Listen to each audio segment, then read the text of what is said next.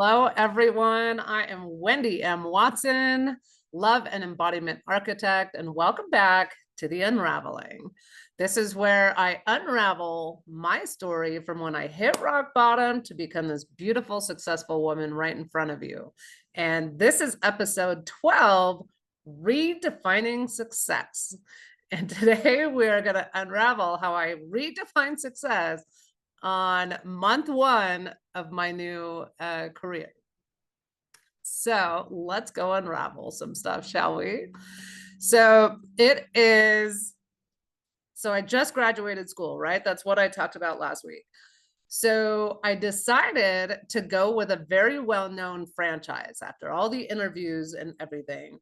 Not the most well-known one, but one that I thought would give me a good balance between not being overworked, plenty of bodies under my hands, and a chance to learn the basics of the industry. Boy, was I right. And boy, was I on one heck of a ride. Because the very first lesson I learned there was that their definition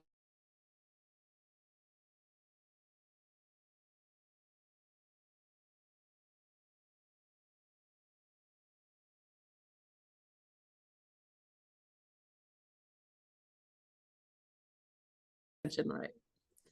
Now, I just got out of school, and I know that a 35% on an exam is not a passing rate. So my initial thought is, why would they set themselves up for failure? Why are they celebrating failure? And why is failure their goal? Like, I didn't understand that. My second thought was how much money they are spending on marketing and training and turnover with the therapist and the staff, but also with the clients. And I just saw all these dollar signs going out the door, and I didn't understand. For me, they weren't prioritizing the simplest thing: taking care of the clients who are already walking through the doors in order to keep them, right? So that, to me, is the simplest thing. So I made my decision that when I was going to build my business and start going out on my own, I reverted back to my 70-20-10 rule. Some of you have heard me talk about it. Maybe some of you haven't. I used it in communication, and now I'm sitting here and applying it to business. And I decided I wanted 70% of my clients to be happy, returning, regular clients. Like, that's my meat, right? I wanted 20% of my clients to be intermittent, meaning they come in every once in a while, every 6 months or a year, or whenever they can afford it. And 10% to be my one and dones, my new hires and fires, the new clients that come in. I want that to be my 10%. That was my definition of success.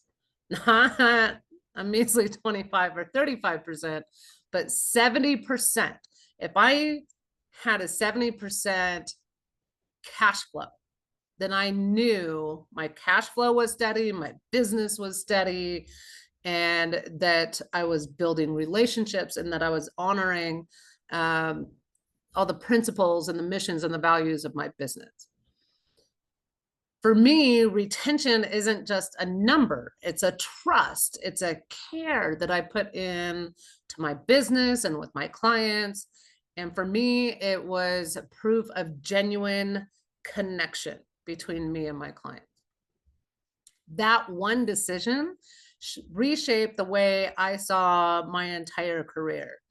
And I realized early on that I didn't just want to be good at massage.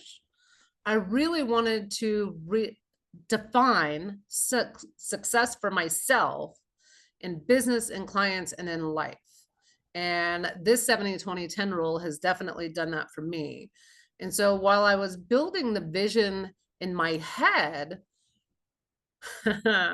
Reality was about to give me a reality check because I wasn't, just as I was finding my footing in this and getting the bodies under my hands and getting into the massage practice and all the thing, because I started in April or May, right? And this is in Phoenix.